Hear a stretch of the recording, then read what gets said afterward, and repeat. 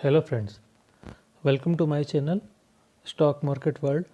तो आज की हमारे वीडियो में मैं मिड कैप स्टॉक्स का दूसरा पार्ट लेके आया हुआ हूँ। तो जैसा कि मेरी सीरीज चल रही है, मैंने पहले लार्ज कैप वीडियोस बनाए, लार्ज कैप स्टॉक्स के वीडियो बनाए, फिर मिड कैप, फिर इसके बाद मैं स्मॉल कैप और माइक्रो कैप भी लेके आने वाला हूँ। तो एक्चुअली मेरा पर्पस क्या है, मैं ऐसे स्टॉक्स आपको दिखा रहा हूँ यहाँ पे कि जिन्होंने कंसिस्टेंटली अच्छे पैसे बना के दिए हैं और साथ ही साथ उनके फाइनेंशियल, उनका बिजनेस भी अच्छे से ग्रो हुआ है और फ्यूचर में भी उनका स्कोप काफ़ी अच्छा है। वो आपको बहुत ही जल्दी मल्टीपैगर रिटर्न्स बना के दे सकते हैं। तो बेसिक फंडा ये है कि अगर आप उस उन इन्वेस्टर्स की श्रेणी में आते हैं जो हर रोज़ माइक्रो कैप या पेनी स्टॉक्स खोजते रहते हैं, तो वहाँ पे बहुत ज़्यादा रिस्क होता है। वहाँ पे अगर आप 100 पेनी स्टॉक्स में इन्वेस्ट करेंगे तो हो सकता है 10 चल जाए, लेकिन 90% आपका चांस है, एटलीस्ट 90%, सही बोलो तो 95% भी हो सकता है कि आप गलत पेनी स्टॉक्स में इन्वेस्ट कर दें, जहाँ आपका पैसा बनने की जगह पैसा बर्बाद हो सकता है। तो इससे बेटर है अगर हम कुछ अच्छी कंपनीज में इन्वेस्ट करें जो कंसिस्टेंटली हमारे पैसे को ग्रो करते जाएँ। तो ईयर ऑन ईयर थोड़ा थोड़ा पैसा बढ़ेगा, कंपाउंडिंग के इफेक्ट के साथ आपका पैसा एक समय के बाद आपको 5 साल 10 साल के बाद जो आपको रिटर्न मिलेगा वो आपको कई गुना ज़्यादा मिलेगा इन पेनी स्टॉक्स या माइक्रो कैप स्टॉक्स से। तो चलिए अपना आज का वीडियो शुरू करते हैं। पहला स्टॉक दिखाता हूँ।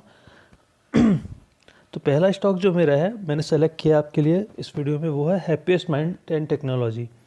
तो सबसे पहले मैं आपको अशोक शुक्ला जी के बारे में बताना चाहूँगा, जिनकी एक कंपनी है। अशोक शुक्ला जी, इसके पहले आपको पता होगा अगर एक कंपनी है माइंड ट्री, जो कि अभी लार्ज कैप कंपनी बन चुकी है। तो उस कंपनी को लीड करते थे ये। उन्होंने उस कंपनी को स्टार्ट से इस आज लार्ज कैप के लेवल पे जो पहुंची कंपनी, उसमें इन्होंने लीड भूमिका निभाई है। तो इनके पास बहुत बड़ा एक्सपीरियंस है। उसके पहले इन्होंने विप्रो में बहुत सालों तक काम किया है, तो विप्रो को आगे ले जाने में इनकी बड़ी अच्छी भूमिका थी। तो इस तरह से देखिए तो इनका एक्सपीरियंस काफ़ी वास्ट है। तो जैसे ही इन्होंने एक नई कंपनी बनाने की घोषणा की, ऐलान किया कि हमारा आईपीओ आएगा, हैप्पीएस्ट माइंड का आईपीओ इन्होंने लाया मार्केट में, तो 180 के आई गेस 170 180 के प्राइस पे आईपीओ आया था। पहले दिन ही डबल हो गया। और इतना ही नहीं, डबल होने के साथ साथ आप देखेंगे 15 सितंबर 2020 को इनकी कंपनी मार्केट में लिस्ट हुई। और आज आप देखिए, आपका 1.5 साल हुआ होगा, 1.5 साल में आपके पैसे को इसने 1 लाख को 3,73,000 बना के रख दिया है। मतलब आपका पैसा ऑलमोस्ट 3 गुना हो गया। और अगर आपने आईपीओ में लिया था तो आपका पैसा, आप सोचिए 170 का अगर 1400 रुपये पकड़ लेते हैं या 1300 पकड़ लीजिए, आप कितना गुना हो गया पैसा खुद कैलकुलेट कर सकते हैं। तो इतने अच्छे रिटर्न दिए हैं इस कंपनी ने आपको। तो अभी देखिए मार्केट कैपिटल कितनी बड़ी है, 19,000 करोड़ की मार्केट कैपिटल है। अभी आप देखेंगे अगर ऑलमोस्ट 6 महीने से ज़्यादा परफॉर्म नहीं कर रहा है स्टॉक। अगर आप 6 महीने पहले का पीक देखेंगे, वहाँ से नीचे ही दिखेगा। तो कारण ये एएसएम लिस्ट में कंपनी को डाल दिया गया था। तो एएसएम लिस्ट में आजकल सेबी डालते रहता है, अगर उसे लगता है कि स्टॉक का प्राइस बहुत जल्दी बढ़ रहा है, हो सकता है रिटेल इन्वेस्टर ट्रैप हो जाए, तो उस कारण डाल दिया गया था। इस कारण आपको इसका रिटर्न कम दिख रहा है। बट जैसे ही ये एक बार फिर से ब्रेकआउट देगा, आप देखिए बहुत तेज़ी से ग्रो करता है स्टॉक। और इनका मैनेजमेंट अच्छा है, तो मुझे कोई भी डाउट नहीं है कि ये बहुत बड़ी जल्दी बहुत ही बड़ी कंपनी बन जाएगी। अभी हम देखते हैं कि ये किन सेक्टर में काम करती है। तो अगर आप देखेंगे कि नॉर्मल जो बाकी लार्ज कैप कंपनीज हैं जो मेनली कंसल्टिंग सेक्टर में फोकस करती हैं, तो ये कंपनी उससे थोड़ा हट के काम करती है। कंपनी ने क्या किया, आजकल की जो नई टेक्नोलॉजीज़ हैं, डिजिटल वर्ल्ड है, आर्टिफिशियल इंटेलिजेंस है, एआई जिसे हम कहते हैं, डेटा साइंस है, उस सेक्टर में फील्ड किया। उस सेक्टर में इन्होंने अपनी पूरी ताकत लगा के उस सेक्टर में आगे बढ़ रहे हैं। इस कारण आप ऊपर में देखिए, पहले इनका सेक्टर डिजिटल सर्विसेज प्रोवाइड करते हैं, प्रोडक्ट इंजीनियरिंग सर्विसेज है, इंफ्रा एंड सिक्योरिटी सर्विस है, इंटरनेट ऑफ थिंग्स जिसे आईओटी भी बोलते हैं, एनालिटिक्स, डेटा एनालिटिक्स इसमें आता है, digital process automation and industries related world. तो इस तरीके से आप काम देखिए, आप बड़ा ही अच्छे तरीके से इन्होंने अलग सेक्टर में काम लिया हुआ है और इनके क्लाइंट भी काफ़ी कंसिस्टेंट हैं। तो ऐसी कंपनी है, इतना अच्छा मैनेजमेंट है। अभी इनके एक फाइनेंशियल हम देख लेते हैं। फाइनेंशियल देखिए, 460 करोड़ के फाइनेंशियल जो रेवेन्यू जो था 2018 में बढ़ के ऑलमोस्ट 800 करोड़ हो गया है। और जो लॉस में थी कंपनी, 13 करोड़ का लॉस दिखाया था 2018 में, अभी वो बढ़ के 162 करोड़ हो गया है। तो जिस तरीके की ग्रोथ कंपनी दिखा रही है प्रॉफिट्स में, रेवेन्यू में, शेयर होल्डिंग पैटर्न भी देख लेते हैं। शेयर होल्डिंग पैटर्न में आपको एक चीज़ मैं इसमें बोलूँ जो मुझे निगेटिव लगती है, वो है रिटेल का जो इसमें पार्टिसिपेशन है, जो कि अच्छा खासा बढ़ा हुआ है 37%। और म्यूचुअल फंड ने इससे एग्जिट किया हुआ है आप देखिए 6% का होके गिर के अभी आ गया 1.4%। बाकी आप देखें तो मुझे लगता है कि ये कंपनी जैसे ही अभी 6 महीना हो गया, अभी आप अगले क्वार्टर्स का रिजल्ट देखेंगे तो वहाँ पे शेयर होल्डिंग पैटर्न देखिएगा। मुझे ऐसा लगता है कि अभी जो इंस्टीट्यूशंस है वो इसमें बाइंग करेंगे और रिटेल का पार्टिसिपेशन थोड़ा कम होगा, क्योंकि अभी 6 महीने से रिटर्न ज़्यादा है नहीं कंपनी के। मुझे लगता है कि अगर आपको छोटी कंपनी चाहिए, मिड कैप की कंपनी चाहिए जो कि आगे चल के बहुत बड़ी बन सकती है, विप्रो टीसीएस की तरह बन सकती है, तो मुझे ऐसा लगता है, ये मेरी पर्सनल फीलिंग है, कि आप इस कंपनी के साथ जा सकते हैं। अच्छा देखिए, आपको कभी भी इन्वेस्ट करना है तो आपको सभी के वीडियोस देखने चाहिए, सभी की राय सुननी चाहिए, बट पैसा आपका है तो आपका इन्वेस्टमेंट जो होना चाहिए वो जो कंपनी आपको अच्छी लगती है, आपका कोई फाइनेंशियल एडवाइज़र है, आपको अपने हिसाब से डिसीजन लेना चाहिए। क्योंकि हम अपने एक्सपीरियंस के हिसाब से चीज़ें शेयर करते हैं, बट हो सकता है वो रॉन्ग चली जाए। तो पैसा आपका है तो डिसीजन भी आपका होना चाहिए। ठीक है, अगला कंपनी की तरफ चलते हैं, केपीआईटी टेक्नोलॉजी। अभी केपीआईटी टेक्नोलॉजी के बारे में आप देखेंगे तो इसका रिटर्न अभी पिछले कुछ सालों में इतना खास, इतना तेज़ी से बढ़ नहीं रहा था, बट कुछ समय से अगर आप देखेंगे तो कंटिन्यूसली इस बहुत स्पीड से बढ़ रहा है, क्योंकि ये कंपनी का सेक्टर ही ऐसा है। और ये कंपनी काम क्या करती है, ये ईवी सेक्टर में या आपका जो ऑटोमोबाइल के ऑटोमेशन सेक्टर में ये कंपनी काम करती है, डिज़ाइन का काम करती है। अब देखिए, मैं इसका सेक्टर आपको दिखाता हूँ। Automation, driving and ADAS, vehicle diagnostic, auto star, electric and conventional power train. इस तरीके से इसका स्पेस, इसका जो वर्किंग का जो सेक्टर है काफ़ी अलग है बाकी कंपनीज से। तो इसके क्लाइंट भी इसी कारण बड़े बड़े क्लाइंट हैं इसके, जो ऑटोमोबाइल्स बनाते हैं फॉरेन में, इंडिया में। अब बड़े बड़े जितने भी आपको ऑटोमेकर हैं, जो भी अभी अब एडवांस टेक्नोलॉजी में काम कर रहे हैं, जिससे कि गाड़ियाँ ऑटोमेटिक चल सके, ऑटो पायलट पे चल सके, एक दूसरे से कनेक्ट कर सके, आर्टिफिशियल लर्निंग के यूज़ करके वो ऑटोमेटिकली लर्न कर सके, तो उस सेक्टर में जाना है तो ये अभी सब इंडिया में सबसे बेस्ट कंपनी लगती है मुझे, अगर आपको ऑटोमेशन और ईवी सेक्टर में जाना है। रेवेन्यू देखिए कंटिन्यूसली ग्रो कर रहे हैं, प्रॉफिट ग्रो कर रहा है। शेयर होल्डिंग पैटर्न देखें आप, शेयर होल्डिंग पैटर्न भी डिसेंट सा है। ऑलमोस्ट सभी पार्टीज़ के पास थोड़े थोड़े शेयर्स हैं। अभी रिटर्न कैसा दिया है 5 सालों में इसने, एक्चुअली 5 साल तो हुए नहीं है, 26 अप्रैल 2019 से ये लिस्ट हुआ है मार्केट में, तो 19 से 22 आप पकड़ लीजिए, 3 साल पकड़ लीजिए। 3 साल में आपके 1 लाख को इसने 5,58,000 बना के दिया हुआ है। तो काफ़ी अच्छी कंपनी है, 16,000 करोड़ का मार्केट कैपिटल है, आगे सेक्टर बड़ा अच्छा है जिस पे काम करती है, ग्रोथ भी अच्छी है। तो अगर आप चाहें तो इसको कंसिडर कर सकते हैं। अभी आते हैं अगली कंपनी के ऊपर। कंपनी का नाम है टेंडला प्लेटफॉर्म। तो ये कंपनी ने भी काफ़ी, आप पहले तो इसका शेयर होल्डिंग पैटर्न देखिए, 5 सालों में बिल्कुल फ्लैट था। 2017 से आप 20 तक देखिए, इवन मिड 20 तक पूरा फ्लैट था। फिर अचानक से सडनली इस पर काफ़ी अच्छा जंप मिला है, क्योंकि सडनली इसके रेवेन्यू भी वैसे ग्रो हुए हैं। तो ये कनेक्ट अपना प्लेटफॉर्म प्रोवाइड करती है सर्विस प्रोवाइडर्स को। जैसे आप इसका कुछ देखिए, Vodafone, Airtel, SRF, Facebook, LinkedIn, तो इनको ये अपना प्लेटफॉर्म प्रोवाइड करती है ऑपरेशंस के लिए, क्लाउड में काम करती है। ठीक है, अभी आप देखिए इनका रेवेन्यू कैसा ग्रो हो रहा है। रेवेन्यू अच्छा खासा ग्रो हुआ है, 790 करोड़ का रेवेन्यू अभी 2300 करोड़ हो चुका है आपके 3 से 4 सालों में। ठीक है, उसी तरीके से आपका प्रॉफिट देखिए, 19 करोड़ का जो प्रॉफिट था 356 करोड़ हो गया है। आप शेयर होल्डिंग पैटर्न देखिए, एफआईआईस कंटिन्यूसली इंक्रीज़ कर रहे हैं अपना स्टेक। प्रोमोटर ने खुद ने अपना स्टेक इंक्रीज़ किया है, 39 का 42 हो गया है। रिटेल ने 60% रखे हुए थे, वो अभी 42 में कम हो गया है, आप 18% उन्होंने सेल कर दिया है। तो आप देखिए इनका आप सेक्टर देखिए, मैसेजिंग हो गया, वॉइस मैसेजिंग हो गया, आईओटी हो गया, इनके प्रोडक्ट हैं ट्रूब्लॉग एंड वाइजली। तो अलग सेक्टर पे ये भी काम करने वाली कंपनी है, तो आप चाहे तो इसको भी देख सकते हैं। इनका मार्केट कैपिटल 24,000 करोड़ का है अभी के समय। अब आगे बढ़ते हैं अगली कंपनी की तरफ। अगली कंपनी है हमारी टाटा की, एक टाटा इंटरप्राइज है, ट्रेंड। अभी ट्रेंड क्या करता है, आपने कपड़ों की दुकान देखी होगी वेस्ट साइड। इसके अलावा आप लैंडमार्क देखिए, आपको स्टार परिवार पता होगा। ठीक है, इसके अलावा जूडियो पता होगा। ये सभी मोस्टली ये क्लॉथ्स हो गए, आपके अपैरल्स हो गए, उस पर काम करते हैं, उस सेक्टर में काम करते हैं। और 5 सालों में इन्होंने आपको अच्छा खासा रिटर्न दिया हुआ है। आप देखेंगे 2017 से अगर इसका रिटर्न आप कंपेयर करेंगे तो 1 लाख को इसने 5,28,000 बना के दिया हुआ है पिछले 5 सालों में। और 37,000 करोड़ की मार्केट कैपिटल है, एक अच्छी खासी मार्केट कैपिटल के साथ काम करती है। तो मुझे ऐसा लगता है कि ये कंपनी को आपको ध्यान में रखना चाहिए, अगर आपको ऐसा लगता है कि आने वाले समय में ऑनलाइन बिजनेस इम्प्रूव करने वाले हैं। अभी मुझे जैसे बीच में एक न्यूज़ आई थी कि ब्यूटी प्रोडक्ट्स जिसमें इन्होंने काम करना बंद कर दिया था, आई थिंक 20-30 ईयर्स बैक, तो ये फिर से उसमें अभी ब्यूटी प्रोडक्ट्स अपने साइट पे ऑनलाइन लाने जा रहे हैं।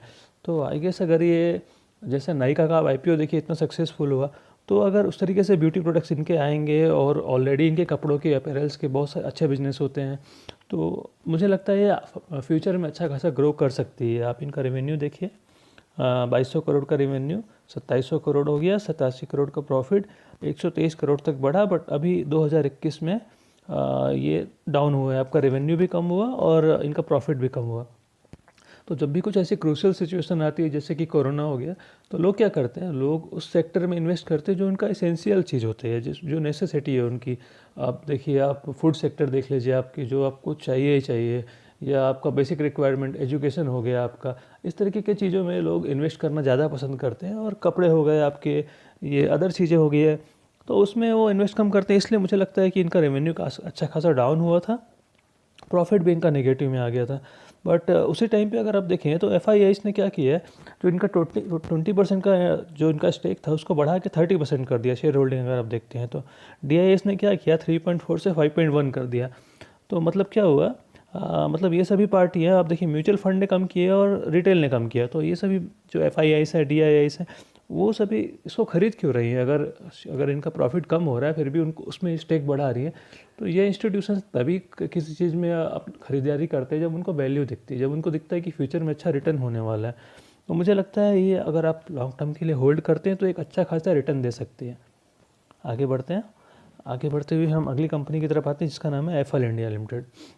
अभी एफएल इंडिया क्या करती है, आप जब भी मोबाइल में यूट्यूब देखते होंगे या कोई भी वेबसाइट देखते हो तो आपको एड्स दिखते होंगे।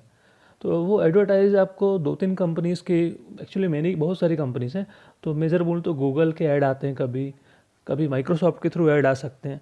तो उस तरीके का ये कंपनी है एफएल इंडिया। ये क्या करता है, आपको एड्स प्रोवाइड करता है कंपनियों की तरफ से, और जब वो कन्वर्ट हो जाता है, जिस भी ऐड में आप इन्वेस्ट करते हैं, आपने इन्वेस्ट कर दिया, मान लीजिए आपको फ्लिपकार्ट का सपोज़ कीजिए ऐड दिखा, आपने उसको ख़रीद लिया, ओके। तो जब आप ख़रीद लेंगे, तो जब वो कन्वर्ट हो गया, मतलब आपने ऐड सिर्फ देखा, उसका पैसा नहीं चार्ज करता है अपने कस्टमर से, ये कन्वर्ट होने का पैसा चार्ज करता है। तो जितने कन्वर्जन ज़्यादा होंगे ये उतना पैसा चार्ज करता है। अदरवाइज़ आप गूगल देखें, गूगल एड्स देखें या कोई और कंपनी का ऐड देखें, तो वो सिर्फ व्यूज़ का चार्ज करते हैं। अगर आपका ऐड व्यू हुआ तो चार्ज करेंगे क्लाइंट से।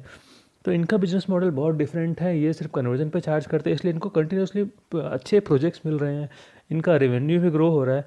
अब देखिए आप, 2019 में इनका लिस्टिंग हुआ है 9 अगस्त 2019 में, और 3 साल में इसने आपके 1 लाख को 7,83,000 बना के दिया है। बहुत ही अच्छा रिटर्न है।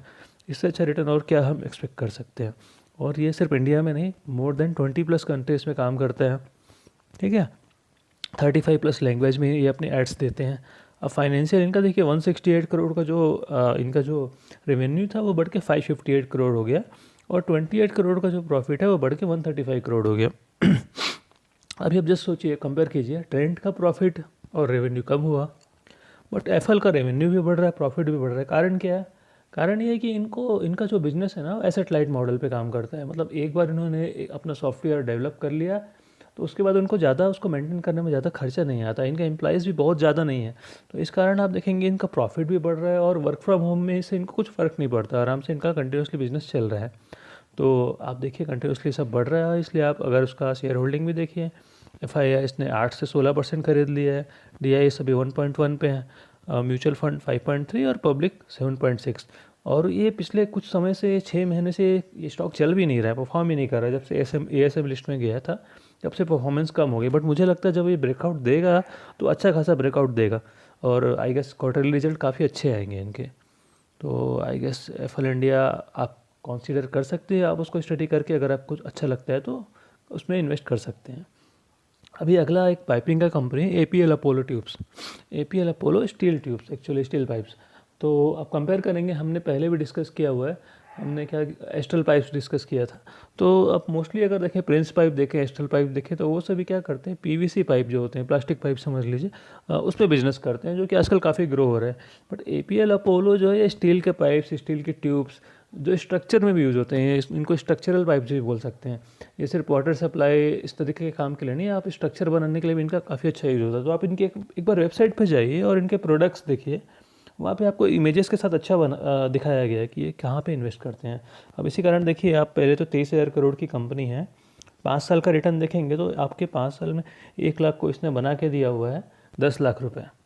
अब सोचिए इतना अच्छा रिटर्न कहाँ पे मिलेगा आपको।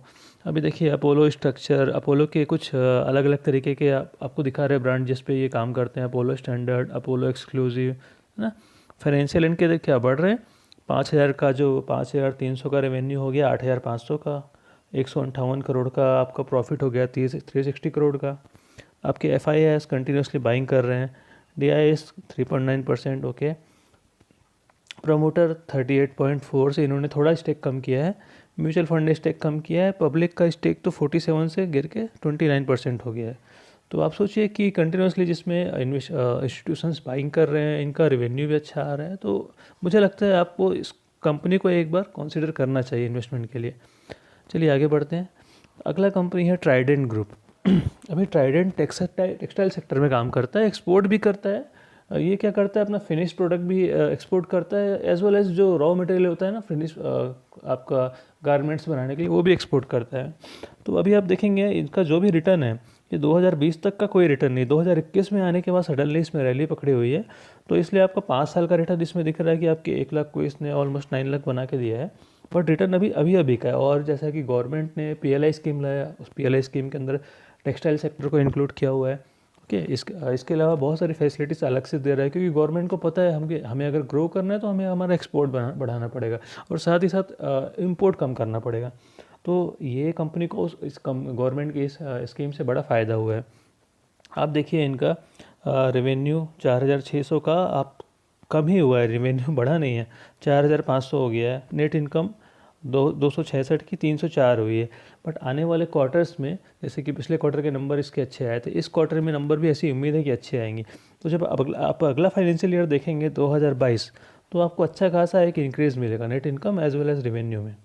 शेयर होल्डिंग पैटर्न आप देखिए, FIS ने स्टेक बढ़ाया हुआ है, प्रमोटर ने अपने स्टेक को थोड़ा बढ़ाया, 71.1 से 73 किया है, म्यूचुअल फंड ऑलमोस्ट कांस्टेंट है, रिटेल का स्टेक 27 से कम होकर 24 हुआ है।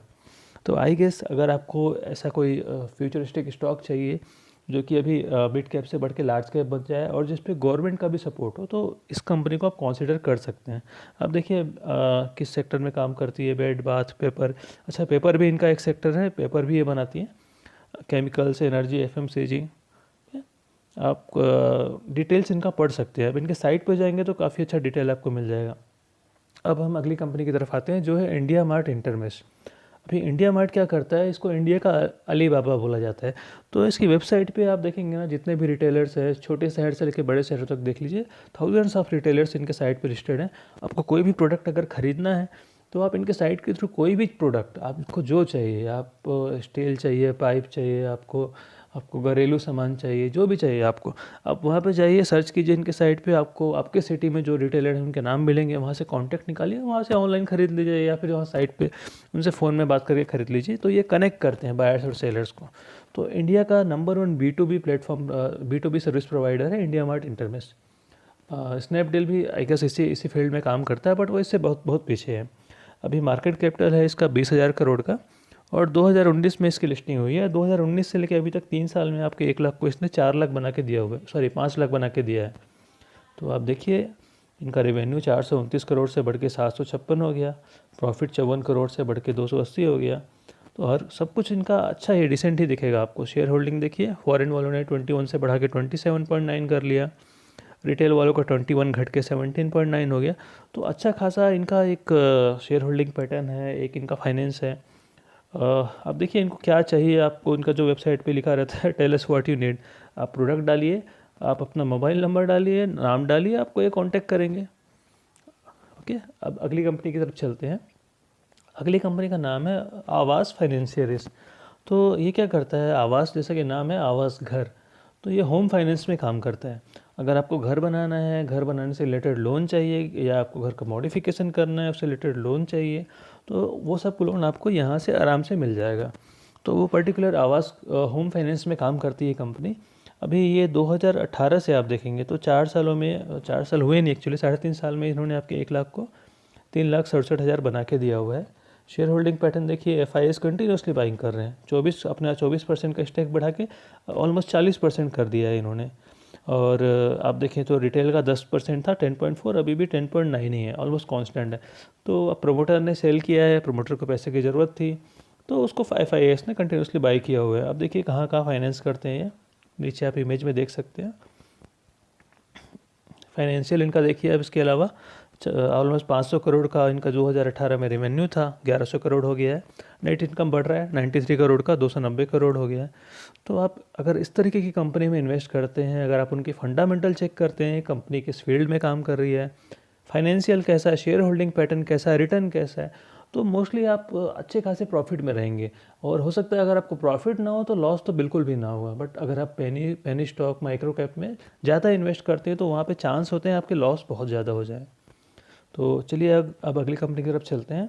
ये कंपनी है सुमिटोमो केमिकल। तो ये जैपनीज़ कंपनी है, उसका ही सब्सिडियरी समझिए, उसका ही सब्सिडियरी है। तो जैसा कि नाम है, ये किस फील्ड में काम करती है, सुमिटोमो केमिकल काम करती है आपकी क्रॉप प्रोडक्शन। आप देखिए बायोलॉजिकल फ्यूमिजेंट्स, तो बेसिकली फार्मर्स जो हैं, फार्मर से रिलेटेड जो भी प्रोडक्ट है ये कंपनी बनाती है। केमिकल्स जो भी चाहिए, एनिमल न्यूट्रिशन जो केमिकल चाहिए ये बनाती है कंपनी। अभी कंपनी को आए हुए ज़्यादा समय हुआ नहीं, 1 फरवरी 2020 को लिस्टिंग थी, 1 साल हुए इसके, और 1 साल में इसने 74% का प्रॉफिट दिया हुआ है, बड़ा ही अच्छा प्रॉफिट है। अब देखिए किस सेक्टर में काम करती है, आप देख सकते हैं। रेवेन्यू आप देखिए 1900 करोड़ का होता है, 2600 करोड़ हो जाता है बढ़ के, 145 करोड़ का प्रॉफिट 345 हो जाता है।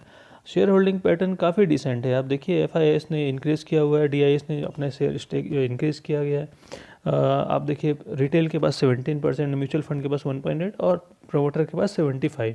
तो मैक्सिमम जितना सेबी अलाउड करती है उतना प्रोमोटर ने रखा हुआ है अपने पास।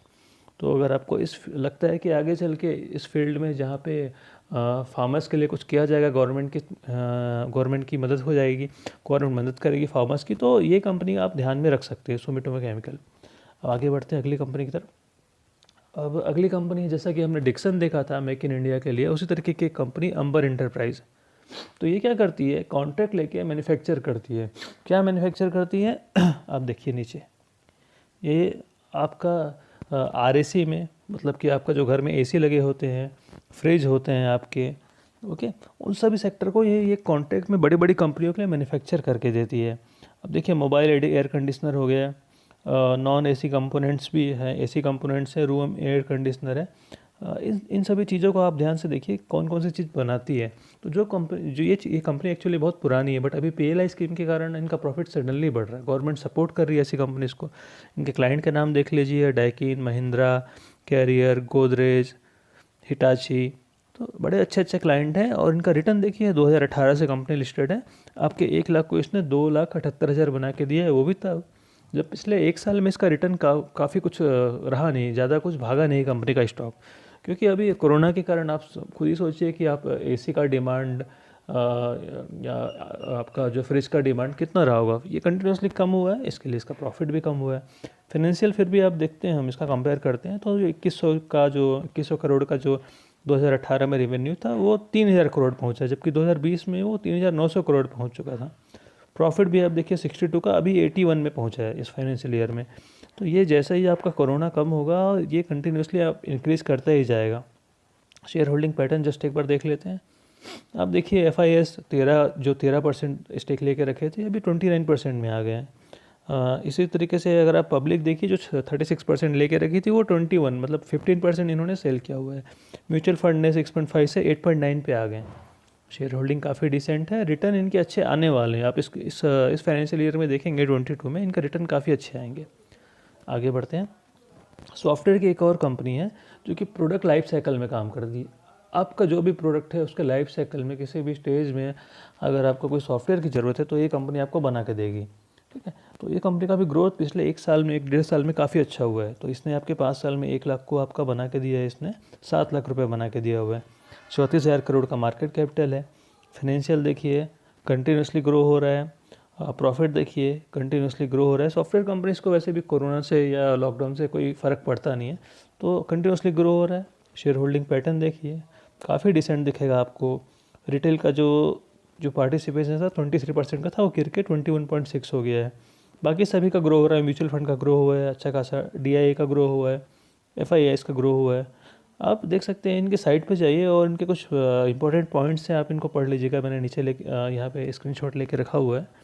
तो ये प्रोडक्ट लाइफ साइकिल मतलब आपका प्रोडक्ट में जहाँ भी चाहिए आपको डिज़ाइन करना है, उसके लिए कोई सॉफ्टवेयर चाहिए रन करते समय या उसका टेस्टिंग करते समय, तो हर तरीके का सॉफ्टवेयर ये कंपनी बना के देती है।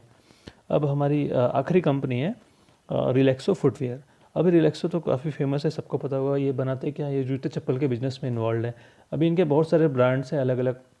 रिलैक्सो ने अपने ब्रांड्स अलग अलग बना के रखे हुए हैं और सभी ब्रांड उनके, आप देखिए नीचे कुछ तो मेजर मैंने लिखा हुआ है, Bahamas, sparks, Boston, Mary Jane, kids fun, flight. तो ये कंपनी क्या है, कंसिस्टेंट कंपाउंडर है, कंटिन्यूसली आपका पैसा बढ़ा के देते आ रही है। अब देखिए 5 साल में 1 लाख को आपके 6,50,000 बना के दिया हुआ है। 33,000 करोड़ की मार्केट कैपिटल है।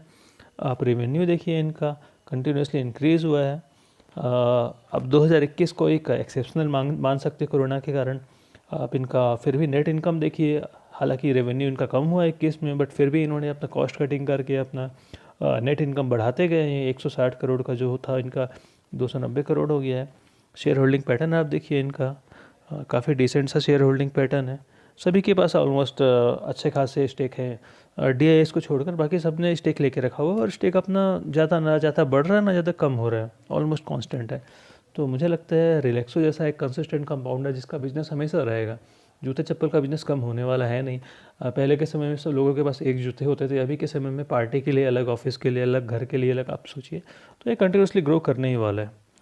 तो ये थे कुछ और मिड कैप स्टॉक्स जिन्हें आप स्टडी कर सकते हैं, और अगर अच्छे लगे तो आप लॉन्ग टर्म के लिए इनमें सिप के माध्यम से SIP कर सकते हैं। कंटिन्यूसली इन्वेस्ट कीजिए, हर महीने थोड़ा थोड़ा अमाउंट लगाते जाइए। तो थैंक यू दोस्तों, मिलते हैं मेरे अगले वीडियो।